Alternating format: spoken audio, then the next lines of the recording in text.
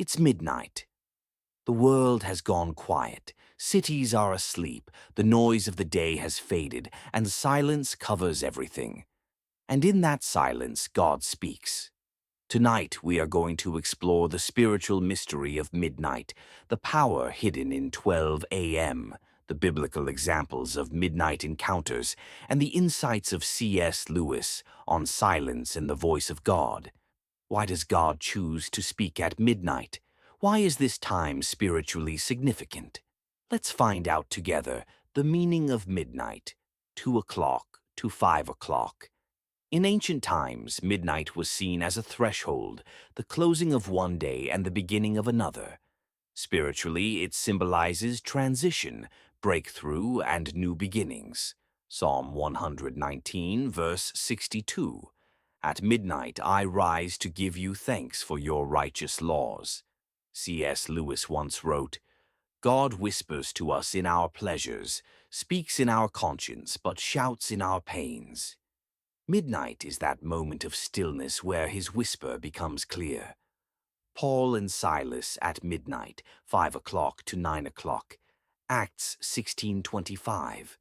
About midnight, Paul and Silas were praying and singing hymns to God, and the other prisoners were listening to them. Suddenly, the prison shook, the doors flew open, and their chains fell off. Midnight prayer broke physical and spiritual chains.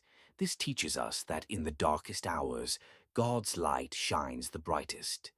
The power of silence, 9 o'clock to 12 o'clock. Midnight is when human noise ceases. Our minds quiet down, distractions fade, and the soul becomes more sensitive.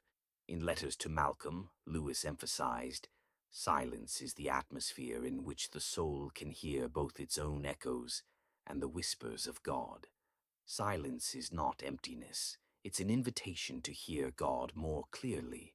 Midnight and spiritual warfare, 12 to 15. Midnight is not only a sacred hour, but also a battlefield. Matthew 25:6.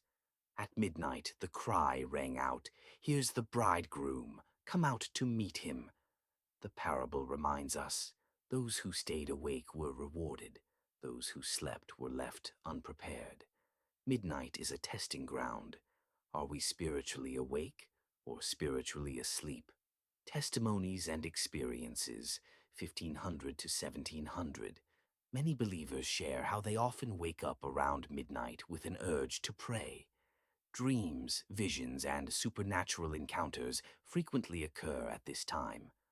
Lewis described nighttime as the hour when the soul is most fragile, yet most open. How we can respond, 1700 to 1900. When you wake at midnight, pray a simple prayer, even whispering, Lord, I am here. Give thanks. Close one day with gratitude before stepping into the next. Read a short passage of Scripture, especially Psalms. Sit in silence. Allow God's presence to fill the room. Lewis advised, learn to be still and listen. For God often speaks in a whisper. Midnight is not just the middle of the night. It's the moment God often chooses to move in extraordinary ways. Just as Paul and Silas prayed at midnight and their chains fell off, your chains, fear, doubt, anxiety, can break when you turn to God in the silence of midnight. So, the next time you find yourself awake at 12 a.m., don't see it as coincidence. See it as an invitation.